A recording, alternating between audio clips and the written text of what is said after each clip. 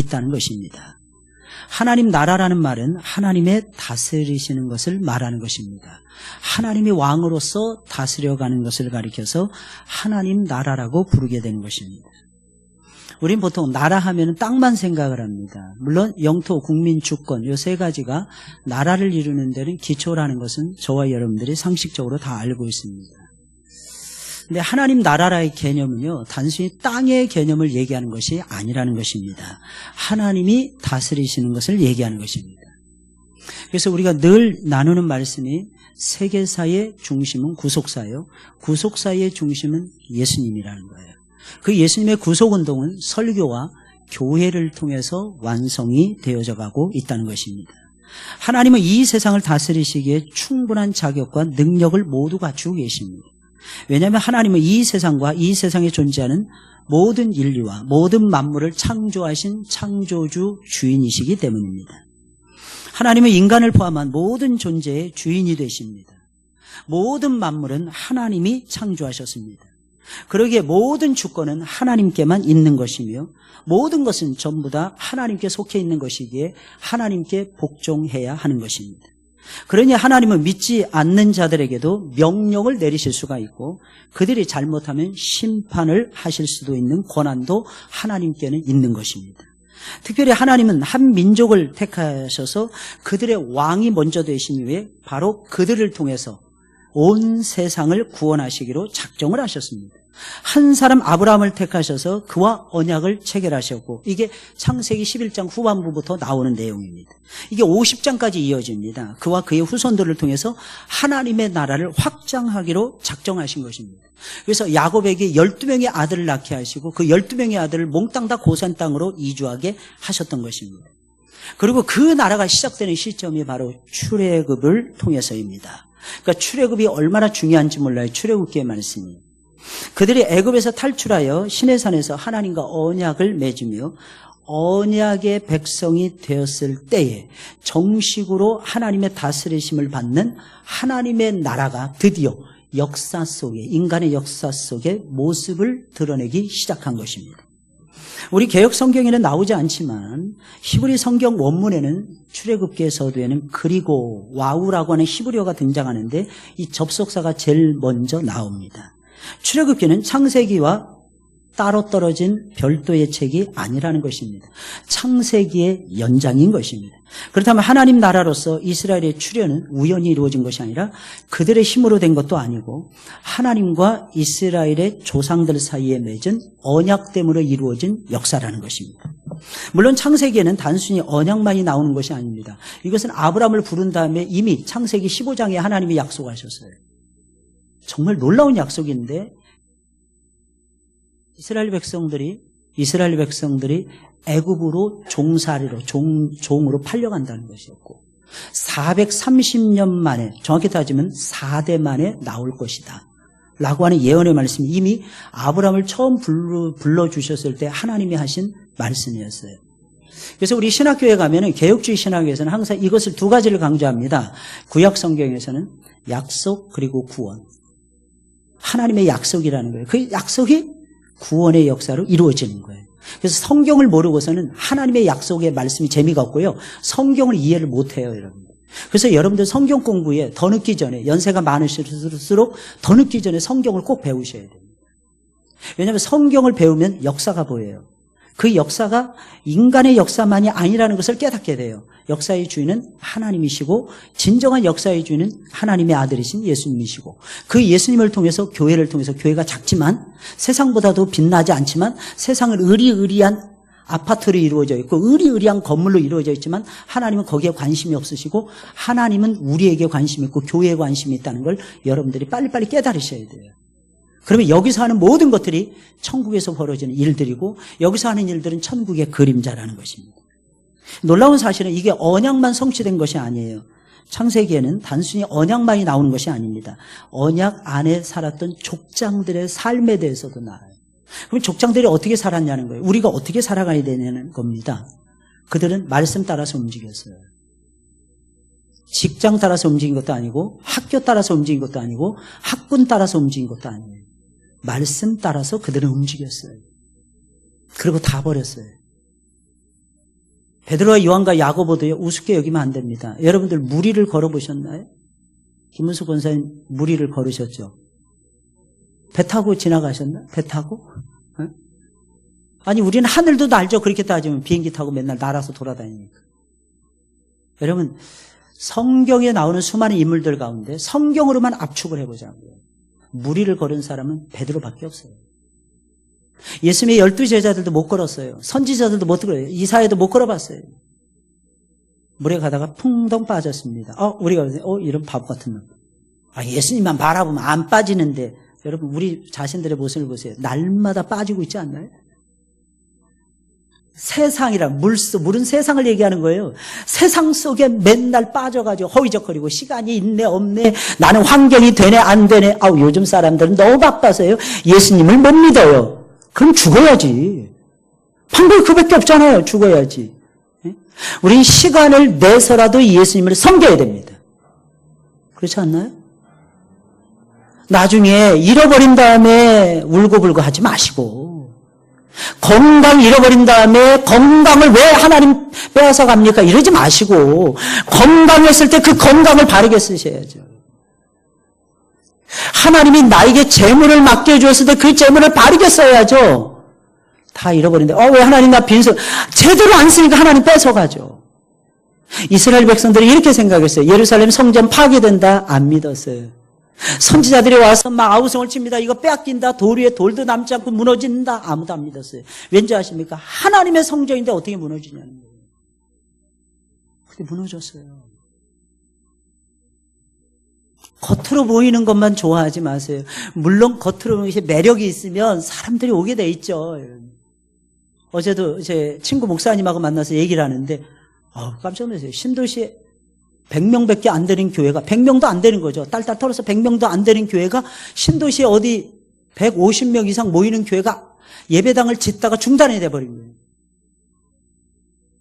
도저히 헌금이 안 나와서 중단해서 그 교회를 팔고 갔답니다. 근데 100명도 안 되는 교회가 으쌰으쌰 해가지고 그걸 샀는데, 지금 한 몇 개월 안 됐는데 400명이 넘는답니다. 할렐루야. 이야, 어떻게? 그러면서 그 친구가 하는 말이, 자기는 예배당이 없어가지고 교회가 부흥이 안 된다. 먼저 들어왔던 2층 교회, 3층 교회들은 전부 다 문 닫고 지금도 나간다는 거예요. 가슴이 아픈 거죠. 오늘날의 성도들이 맨날 건물 보고 돌아다니니까. 그렇지 않나요?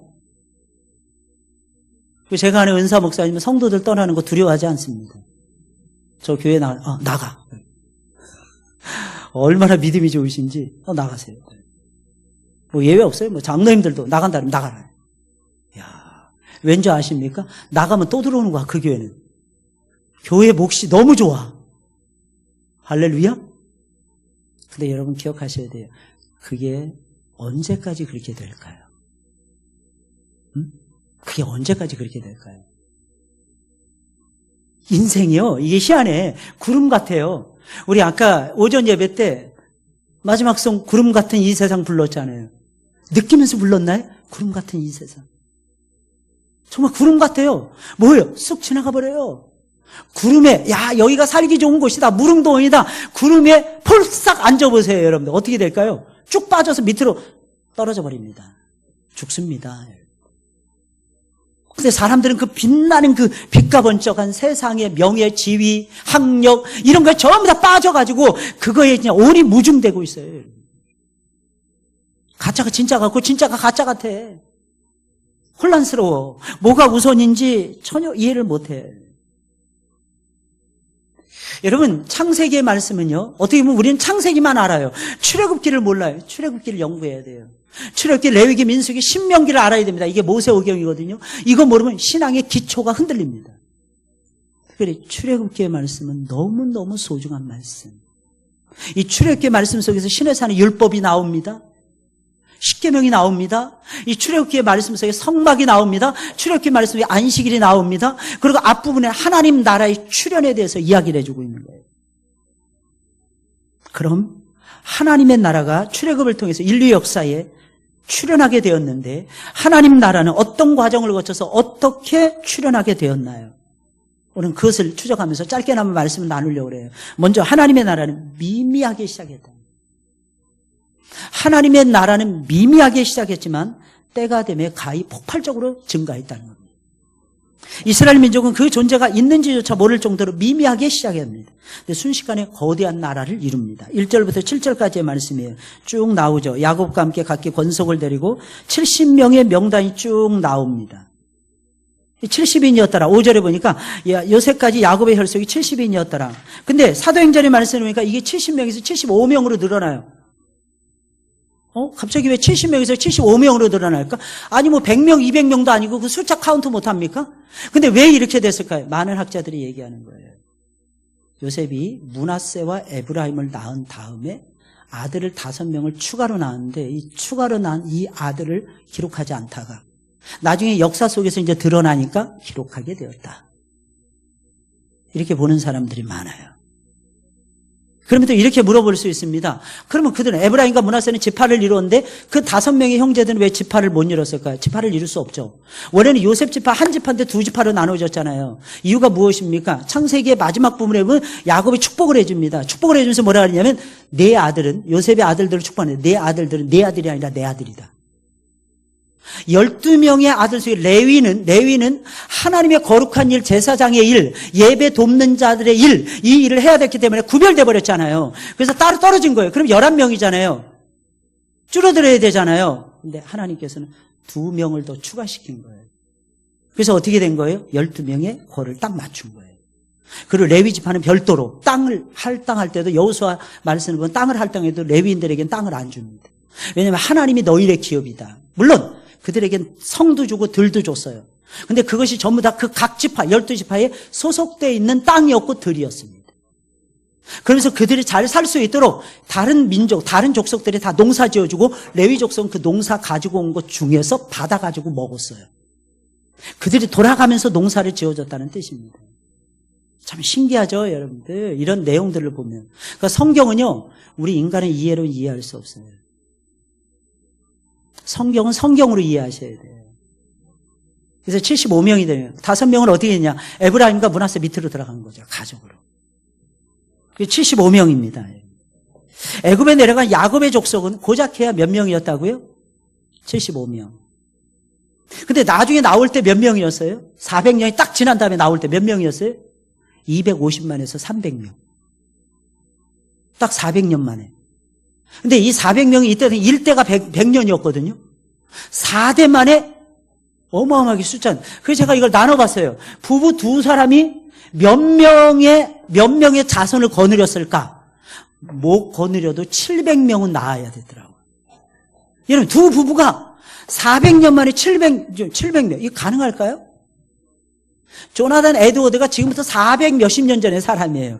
그래서 그의 집안을 다 총동원해가지고 탈탈 털었답니다. 조나단 에드워드는요, 다 목사 가문이었고, 나머지 미국의 대법원장, 미국의 부통령, 상원의원, 하원의원, 의사, 별놈의 사람들을 다 양산해낸 유명한 가문이에요. 근데 그 가문에서 150 몇 명인가 나왔답니다.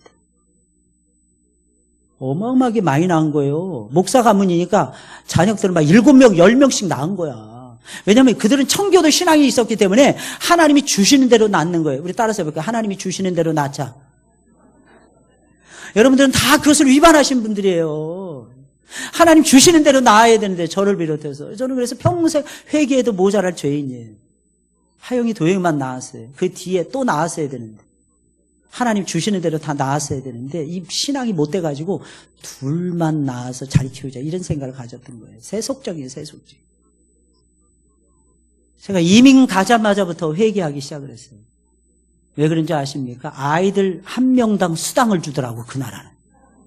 야, 어느 집에 6명이 있는 집이 있는데 목사님하고 사모님이 일 안 해도 정부에서 주는 돈으로 다 먹고 살아. 그래서 제가 꿈이 40이 넘어가면 아이들을 입양해서 고아들을 데려다 키우려고 했어요. 내 자식으로. 아, 빨리 나도 한 7, 8명 데려다가 키워야 되겠구나. 교회도 부흥시키고.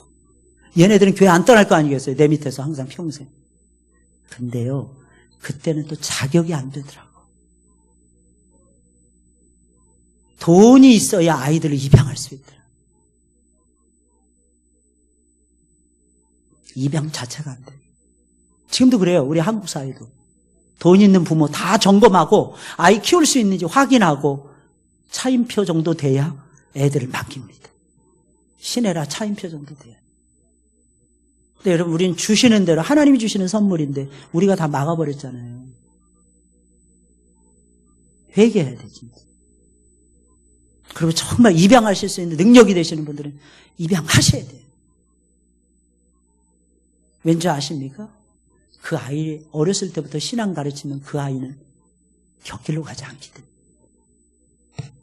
그게 얼마나 소중한 일인데요. 응? 차인표는 지금 4년째 기러기 아빠 하더라고요. 그러면서도 행복하고 자기 자식들 그리고 2,000명이 넘는 아이들 매달마다 생활비 보내는 게 자기는 너무 행복하대요. 차인표가. 여러분들은 무엇으로 사십니까? 이게 700명 이상 나온 거 두 부부가 계산해 보니까 250만 명 하니까 이야. 하나님 나라는 처음부터 크고 멋지게 시작하지 않아요. 여러분들 마찬가지예요. 전도 누가 들어줍니까? 이게 쉽습니까? 처음이니까 그래요. 또 해보세요. 사람들이 붙습니다. 아니 붙을 겁니다. 남편이 귀를 기울일 겁니다.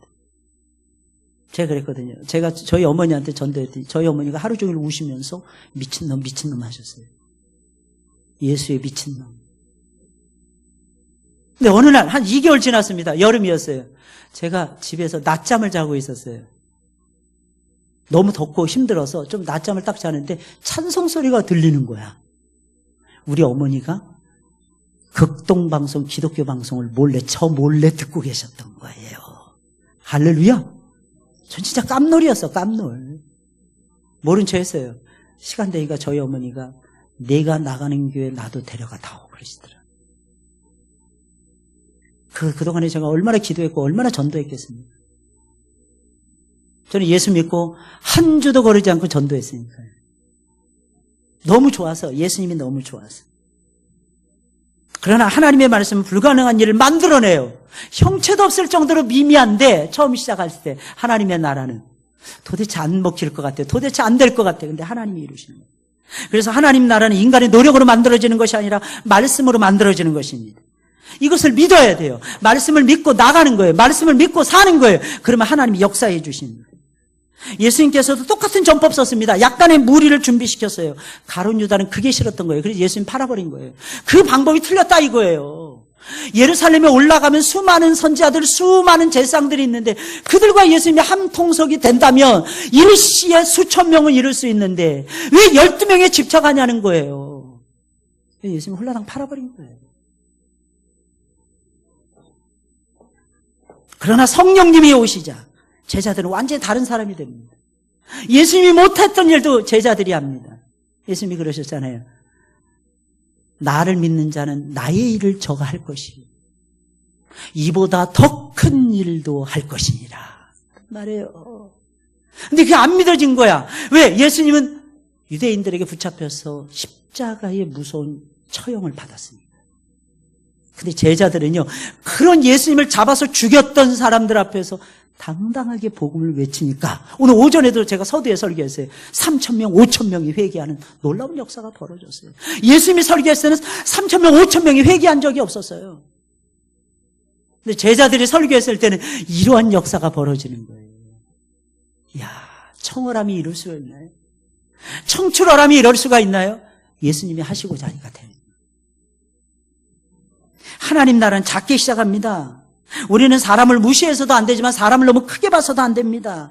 누가 그들을 세웠느냐를 보셔야 돼요. 누가 그들을 붙들고 있는지를 보셔야 돼요. 누가 그들을 이끌어가고 있는가를 보셔야 돼요. 하나님이 이끌어가면 안 돼도 됩니다. 안 되다가도 됩니다. 근데 하나님이 이끌어가지 않고 사람이 이끌어가면 잘 되는 것 같지만 나중에는 망해요.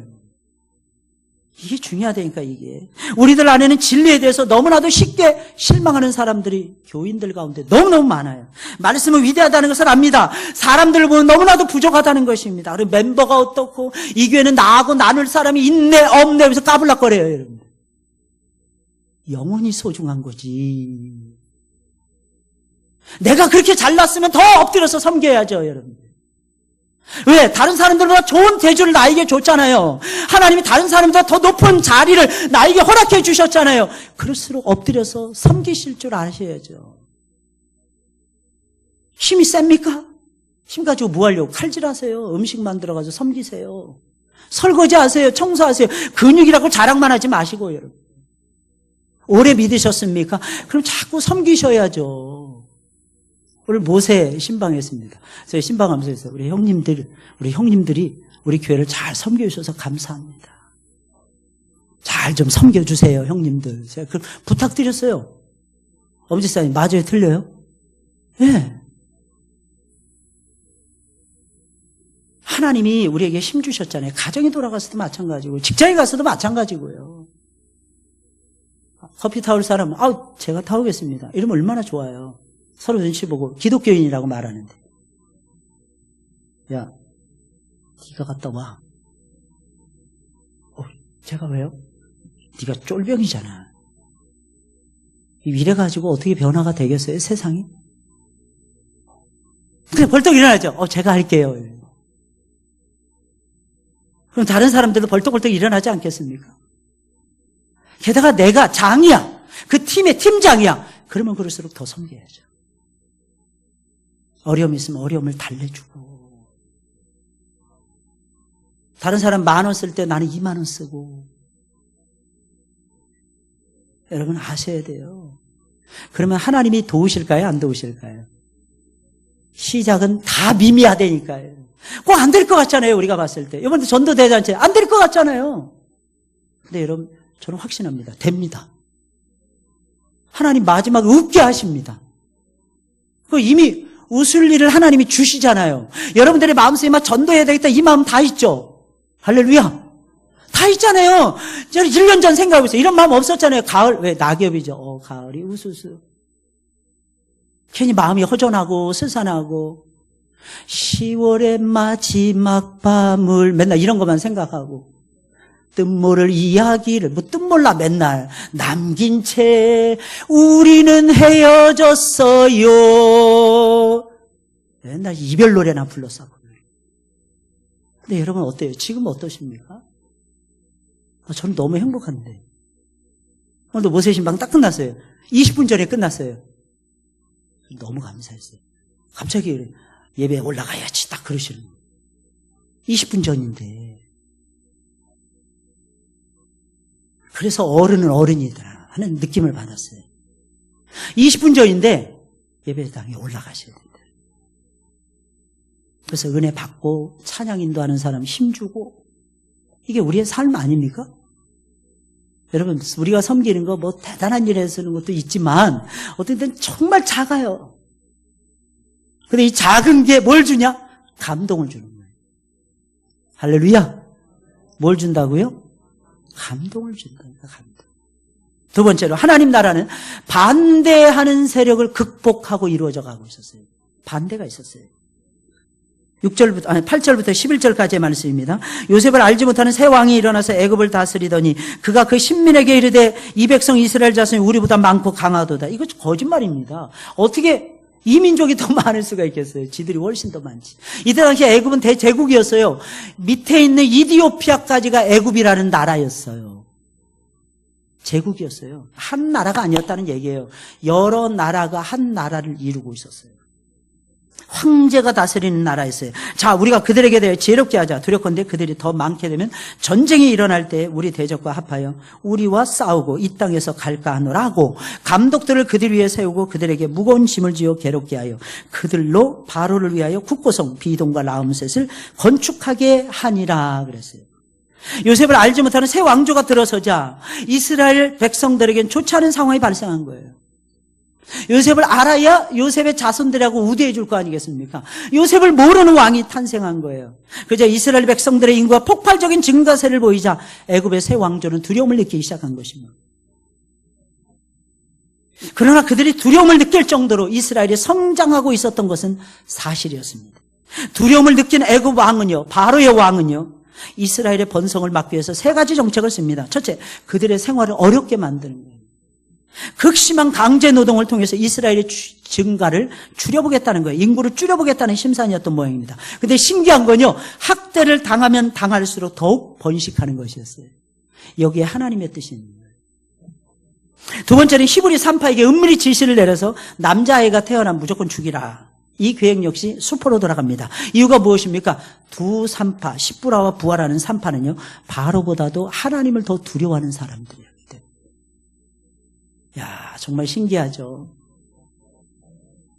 지금도 이 나라가, 지금 이 정부가 여러분들 통일의 대업을 이루기 위해서 진짜 불철주야 뛰는데, 신기한 건요, 이 일의 중간에 서 있는 사람이 국정원 출신의 중심 인물이에요. 근데 더 신기한 건요, 이 사람이 신실한 교회의 성도님이랍니다. 그래서 지금 조율을 하고 있어요. 여러분, 이거 어마어마한 일이에요. 하나님은요, 곳곳에 하나님의 사람을 숨겨두십니다. 그리고 일하세요. 세 번째는 수포로 돌아가자. 바로는 직접적으로 남자아이가 태어나면 살해하는 악한 정책을 펼칩니다. 어떻게 사람의 탈을 쓰고 이런 악한 짓, 못된 짓을 한단 말입니다. 이처럼 하나님의 나라는 여러분들 잘 들으셔야 됩니다. 저절로 이루어지지 않아요. 반대하고 불순종하는 세력이 항상 있어요. 심지어는 교회 속에도 있습니다. 심지어는 자기 자신들조차도 알지 못하는 가운데 그런 악한 짓을 해요. 그것은 불순종의 영 때문에 그렇게 하는 것입니다. 물론 바로의 압제가 이스라엘 백성들에게 전혀 무익했던 것은 아니었습니다. 만약에 바로가 이스라엘 백성들을 이렇게 지독하게 압제하고 괴롭히지 않았다면 자진해서 애굽을 나올 사람이 아마 한 명도 없었을 것입니다. 이미 자기 집 있죠. 고센 땅이 훨씬 더 비옥하죠. 살기 좋죠. 뭐 때문에 나오겠습니까? 여러분 잘 들으셔야 됩니다. 우리는 자원하는 마음으로 예수 믿으면 좋겠다고 얘기합니다. 내 마음속에 하나님을 사랑하는 뜨거운 마음이 늘 있어서 하나님 믿었으면 좋겠다고 얘기합니다. 근데 하나님은 우리에게 그 마음 주셨어요. 근데 우리의 죄성이 그걸 맨날 죽입니다. 실제로 교회 나오는 거, 말씀 듣기 위해서, 나는 행복한 말씀을 듣기 위해서 너무 좋아요, 이러면서 나오는 사람들은 죄송한 얘기지만 교회 속에 10%도 안 됩니다. 어떻게 해서 나오는지 아시죠? 교회 가기 싫은 거예요. 근데 교회 안 가면 꼭 죽을 것 같아. 하나님이 나에게 뭔가를 내릴 것 같아. 어려운 일이 또 생길 것 같아. 그렇지 않나요? 그래서 무서워. 그래서 두려워.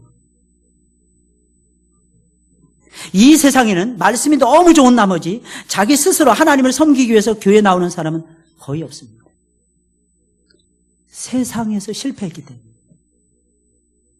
세상에서 너무 잘 나가잖아요. 교회 안 옵니다. 세상에서 실패하니까 세상에 소망이 없다고 생각한 거예요. 그래서 깨닫고 하나님을 섬기기 위해서 하나님 앞에 나오는 거예요. 그러니 성도는요, 어느 정도는 가난한 것도 필요해요. 그리고 어려운 일도 있어야 됩니다. 그래야 눈이 번쩍 뜨여가지고 하나님 앞에 가야지. 예를 들겠어요. 주일날 예배 안 드리고 내가 다른 데 갔어요. 근데 안 좋은 일이 안 생겨보세요. 그럼 하나님 생각 안 합니다. 그 다음에도 또 빠집니다. 그 다음 주에도 또 빠집니다. 근데 덜컥 무슨 사고라도 딱 나. 그럼 마음속에 이런 마음이 들어요. 순간 딱 누가 말 안 해도 딱 느껴 오는 거 있죠. 내가 주일날 예배 안 드려서 그런 것 같아. 할렐루야. 진짜 그런다니까요. 여러분 유명한 김기동 목사님, 지금 목사님 되셨어요. 이분이 주일날만 교회 가는 썬데이 크리스찬이었어요. 이분 간증하는 거 보면 배꼽 잡습니다. 와이프 속이고 이른 아침에 예배 드리러 가자 그러면서 고속도로 올라탔답니다. 그리고 영동에서 강릉을 향해서 쫙 밟아서 갔답니다. 근데 옛날에는 2차선이었잖아요. 영동 고속도로가 중앙분리대도 없었잖아요. 대관령을 딱 넘어가는 순간에 앞에서 꽝, 뒤에서 꽝, 큰 대형 사고가 발생합니다. 앞에서 이렇게 오던 차가 중앙선을 침범해서 자기를 받아버린 거예요. 뒤에서 오는 차하고 짜부가 돼버린 거예요. 차가 폭발하는 사고가 일어났어요. 근데 이 집사님이 지금 목사님 되셨는데 이 집사님이 아들, 딸하고 자기 와이프를 건져냈다는 거 아니겠습니까? 그리고 강릉에 있는 큰 병원으로 옮겼답니다. 그랬더니 여기서는 못 고치니까 서울로 가세요. 그래서 앰뷸런스 싣고 서울로 갔는데 서울로 다 입원 수속 딱 밟아놓고 자기 기절해버린 거예요.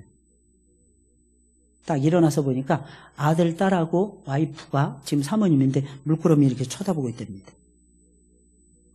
자기만 혼절하고 나머지는 멀쩡했던 거야.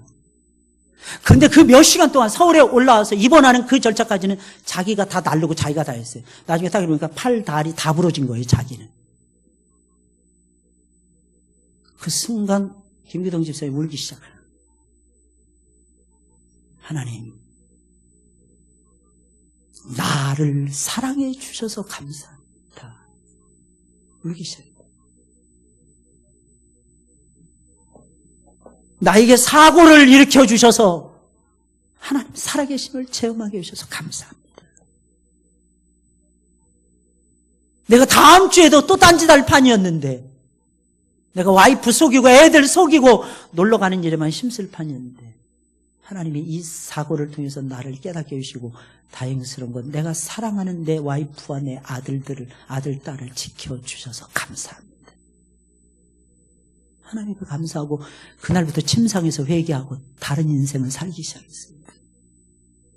그러면요 차가 이렇게 중앙선에 이렇게 가다가 이렇게 그냥 지나가 안 받고 그냥 할렐루야 그러네. 안 받고 할렐루야 할렐루야 할렐루야 저게 부딪혀야 되는데 안 부딪히고 지나가 주는 것만 해도 할렐루야야.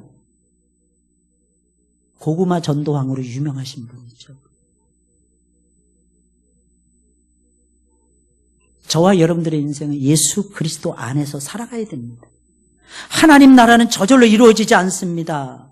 반대하는 세력이 있어야 돼요.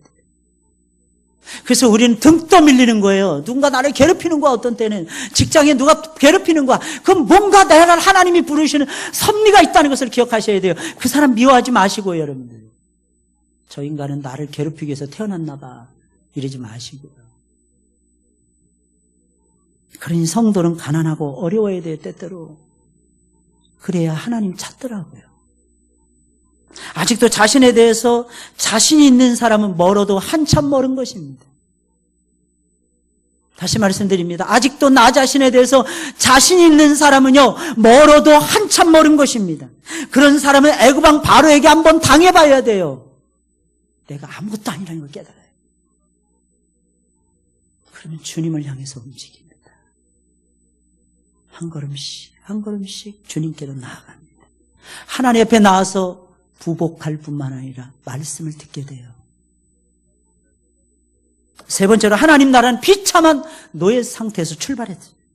12절부터 14절 학대, 엄하게 하여 괴롭게 하니 그 시키는 역사가 엄하였더라. 엄청난 고초를 겪었어요. 노예 생활이었어요.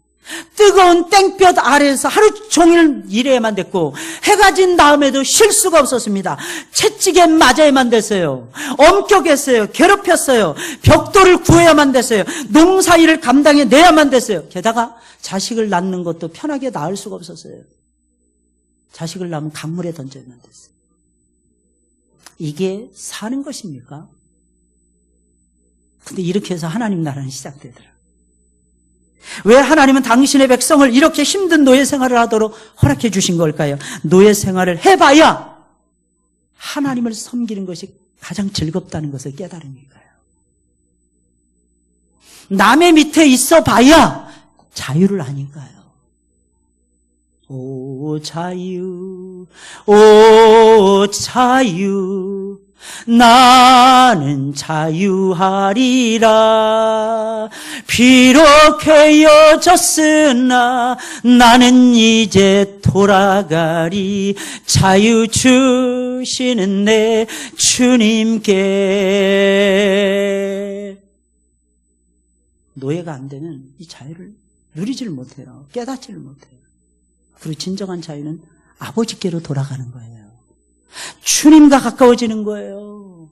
진리를 알지 진리가 너희를 자유케 하리라. 진리가 아니면 자유함을 누리지 못한다는 뜻이에요. 근데 우리는 세상이 주는 자유에 빠져들어가고 있어요. 세상이 주는 편리함, 세상이 주는 낭만, 세상이 주는 즐거움, 세상이 주는 재미, 안목의 정욕, 육신의 정욕에 사로잡혀서 우리는 지금도 살아가고 있어요. 그래서 그거 잃어버리면 죽는 줄 압니다. 어떤 상태에서 구원을 받은지 모르는 사람은요, 하나님께 감사할 수 없어요. 진정한 그리스도인은 항상 감사가 넘치는데 그것은 내가 어떤 상태에서 구원을 받았는지 알기 때문입니다. 오늘날 우리들에게는 이런 감사가 사라져버렸어요. 내가 아무리 노력해서 선을 행할 수가 없습니다. 하나님을 섬기고 싶어도 죄가 가로막아 섬길 수가 없어요. 하나님에 대한 무서운 공포가 지배했던 경험이 없습니다. 그 경험이 없는 사람은 참된 감사도 할 수 없어요. 우리가 얼마나 비참한 상태에서 구원을 받았는지 아십니까?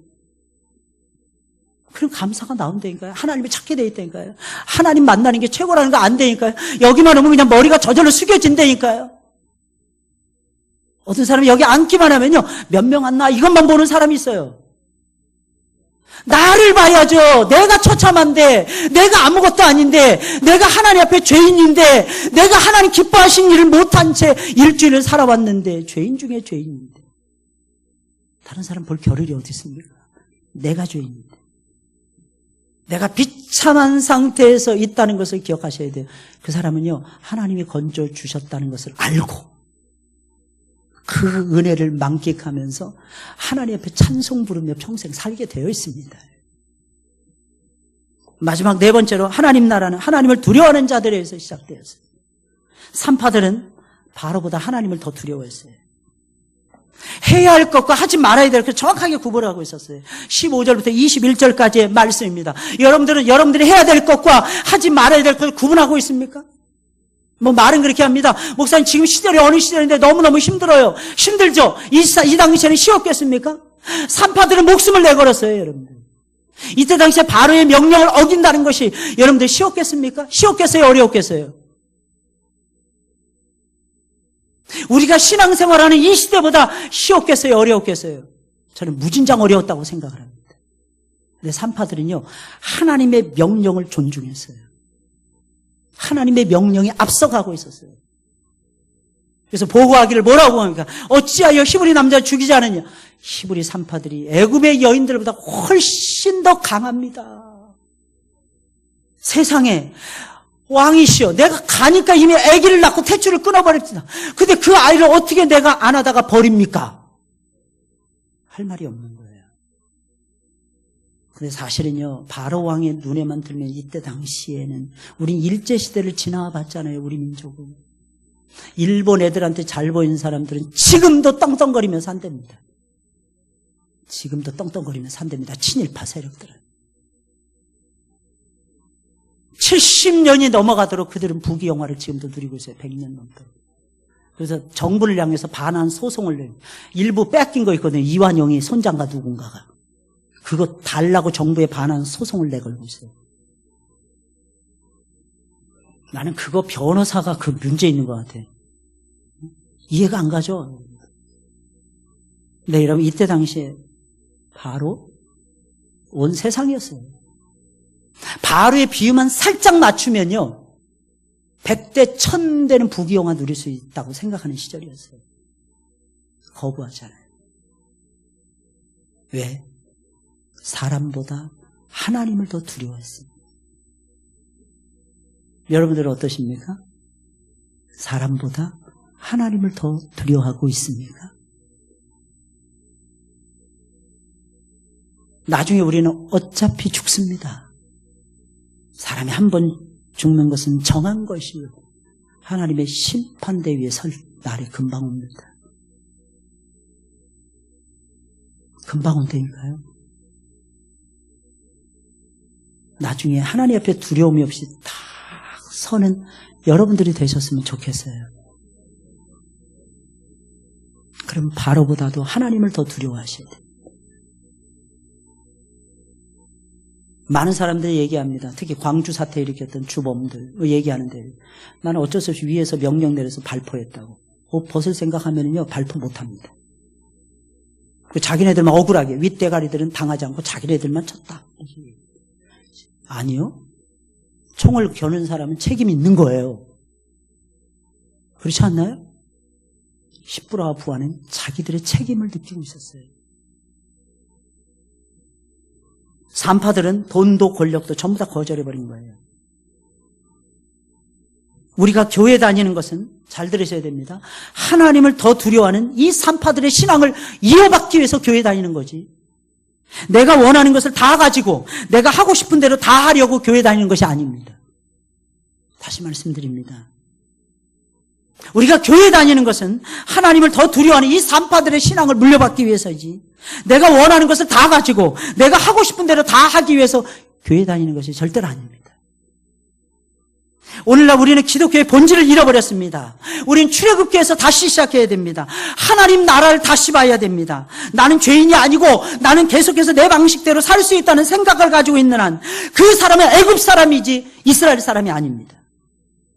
사실 하나님 나라에서는 나라는 존재는 존재하지 않습니다. 거기는 오직 우리만이 존재할 뿐입니다. 개인주의, 이기주의 다 버려야 돼요. 주님의 몸을 귀하게 여기는 우리만이 존재하고 있다는 것입니다. 산파들은 우리라는 개념이 정립된 사람들이었어요. 우리 새끼를 어떻게 죽이냐는 거예요. 내 새끼인데 못 죽이는 거예요. 지금도 우리 주변에서 죽어가는 문영혼들, 사망의 그늘에 앉아있는 수많은 영혼들, 내 형제들이에요. 내 자매들이고 하나님의 형상대로 지음받은 하나님의 백성들입니다. 그들이 지옥 가는 걸 우리는 눈 뜨고 봐서는 안 되는 거예요. 나만 살아서는 안 된다는 거예요. 설령 목숨을 잃는다 할지라도 하나님의 백성들을 최대한 살려내야죠. 그래서 그들은 목숨을 걸고 히브리 남자아이들을 지켜주었던 것입니다. 이게 구원이에요. 이게 출애굽을 몰고 오고 홍해의 세례를 몰고 왔던 것이고 40년 동안 광야 생활을 하게 만들었던 것이고 법궤를 앞세우고 가나안 땅에 입성하고 정복하는 놀라운 역사의 초석이 되었던 것입니다. 멀리 내다보자고요. 멀리. 저 멀리 배는 시온성을 보면서 그 성에 들어갈 백성들을 하나하나 살려내는 것이 우리가 해야 될 일입니다. 여러분들은 거기에 헌신하셨으면 좋겠어요. 그 일에 이제 딱 3주 남았죠. 그죠? 우리 전도대장 이제 딱 3주 남았어요. 주중에도 나오시는 분들만 전도하러 나오시지 마시고 좀 깨요. 새벽 예배, 밤기도 계속되잖아요. 기도하셔야죠. 목사님 너무 피곤했어요. 다 피곤해요. 목사님 제가 너무 바빠서 다 바빠요. 제 교회 갈래도 차비가 없어서 전화하세요. 태우러 갈 테니까. 따라서 하겠습니다. 예수님만이, 따라서 하세요. 예수님만이 길이요, 진리요, 생명이니라. 기억하셔야 돼요. 예수 없는 세상은 쑥대밭입니다. 저는요, 애국자가 누구냐? 우리 기독교인들의 애국자예요. 이 나라는 누가 지킬까요? 기독교인들이 지킵니다. 기도하고 깨어있는 기독교인들이 얼마나 많은데요. 그들 때문에 이 땅에 복을 주고 계시는 거예요. 이 땅에. 네? 아세요? 아시냐고요. 여러분들이 그 중에 한 사람들이 되셔야죠.